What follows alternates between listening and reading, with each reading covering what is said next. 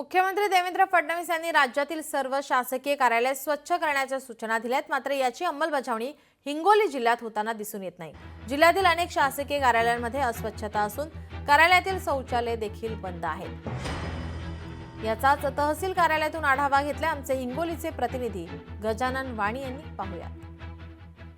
मुख्यमंत्री देवेंद्र फडणवीस यांनी राज्यातील सर्व शासकीय कार्यालय स्वच्छ करण्याच्या सूचना दिल्या, मात्र याची अंमलबजावणी हिंगोली जिल्ह्यातील अनेक शासकीय कार्यालयामध्ये होताना पाहायला मिळत नाही। सध्या हिंगोलीच्या सेनगावच्या तहसील कार्यालयामध्ये बघू शकता की सेनगावचं तहसील कार्यालय आहे आणि या ठिकाणी कशा प्रकारे जे आहे ते दुर्गंधी पसरलेली आहे, संपूर्ण या ठिकाणी अस्वच्छता पसरल्याचं पाहायला मिळतं। ठिकठिकाणी जे आहे ते या ठिकाणी कचऱ्याची ढिगारे आहेत, संपूर्ण कचरा या ठिकाणी पाहायला मिळतो। या ठिकाणी ही बघितलं असेल की स्वच्छतागृह आहे आणि स्वच्छतागृहामध्ये अशा प्रकारे जे आहे ते अस्वच्छता असल्याचं पाहायला मिळतं। यात महत्त्वाचं तहसील म्हणून हे तहसील आहे आणि ग्रामीण भागातील नागरिक जे आहे ते या ठिकाणी येत असतात, मात्र या ठिकाणी जे आहे ते शौचालय बंद अवस्थेत आहे। संपूर्ण या ठिकाणी पाण्याची कोणतीही सुविधा नाही, यामुळे या ठिकाणी येणाऱ्या जे सर्वसामान्य नागरिक असतात त्यांना, महिला असतात त्यांनी या ठिकाणी शौचालय नसल्यामुळे या ठिकाणी त्यांची कुचंबना होत आहे। त्याचबरोबर या परिसरामध्ये मोठ्या प्रमाणात जे आहे ते कचरा साचलेला आहे। बघू शकता की या कशा प्रकारे या तहसील कार्यालयामध्ये अस्वच्छता असल्याचं पाहायला मिळते, कारण की ते टाकाऊ जे आहे ते या ठिकाणी भंगार आहे, या ठिकाणी पडलेलं आहे, या ठिकाणी सोफा पडलेला आहे। त्याचबरोबर संपूर्ण या ठिकाणी या परिसरामध्ये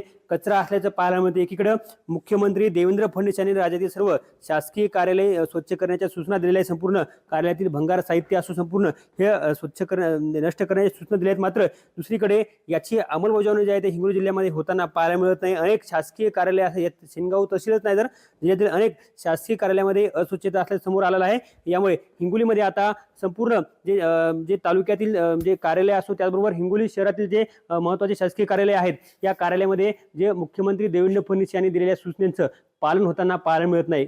कॅमेरामन राजेश सोबत गजानन वाणी, लोकशाही मराठी, हिंगोली। लोकशाही मराठी ऐका, पहा, जागरूक रहा।